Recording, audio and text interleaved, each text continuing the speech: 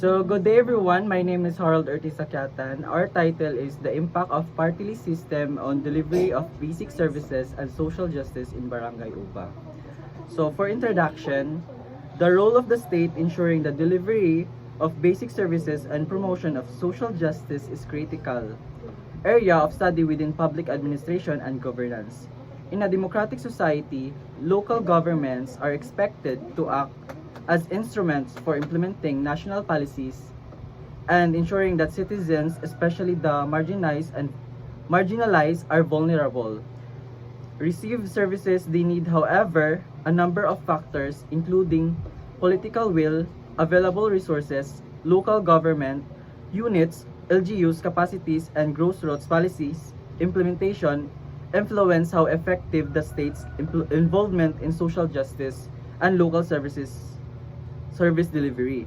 Barangay Oba, a local community, presents an ideal case study to examine how the impact of party list system in this regard is operationalized. Barangays, as the smallest administrative unit in the Philippines, are at the forefront of the service delivery, but their ability of function effectively is often hampered by both states' policies and local level challenges. Comprehending the relationship among social justice, local governments, and the state's influences is essential when creating programs that can bridge current services gaps and guarantees a more a just society with an emphasis on the provision of essential services and advancement of social justice. This concept paper aims to investigate the relationship between state policies and local implementation in Barangay Uba. I'm Noven C. Suarez. Objectives. Number 1, evaluate the basic service in Barangay Uba in terms of accessibility, availability, quality. For Hugpong party list supporters and for Gugma party list supporters in the area. Number 2, examine the barangay's effort in promoting social justice for the two different party lists supportive in Barangay Uba. Number 3, the challenges faced by Barangay Uba in delivering basic services, promoting social justice, having two different party list supporters in the area. Number 4, provide recommendations to improve the delivery basic service, promoting social justice in Barangay Uba. Good day everyone, my name is Jasmine Idias. The next is the importance of the study. In the Philippines, the state is responsible for ensuring welfare of its citizens by providing basic services such as education, healthcare, sanitation, and infrastructure. As outlined in the Constitution and various national laws, Local Government Code of 1991, Republic Act Number 7160. At the same time, the promotion of social justice is guiding principle in the state's efforts to reduce inequality, empower the marginalized, and ensure equitable access to opportunities and resourceable. Barangay Uba, as a local unit, is heavily impacted by both state initiatives and local governance decisions that influence the delivery of these services.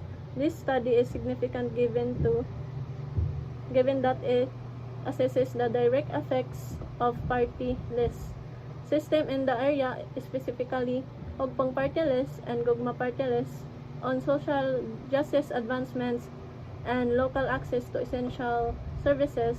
Policymakers, local officials, and other stakeholders engaged in local government, they may find the researchers findings helpful in improving service delivery and promoting social justice in the community. My name is Christine Chloe Silico. So, methods of gathering data. Statistical methods for the quantitative data and systematic analysis for the qualitative data.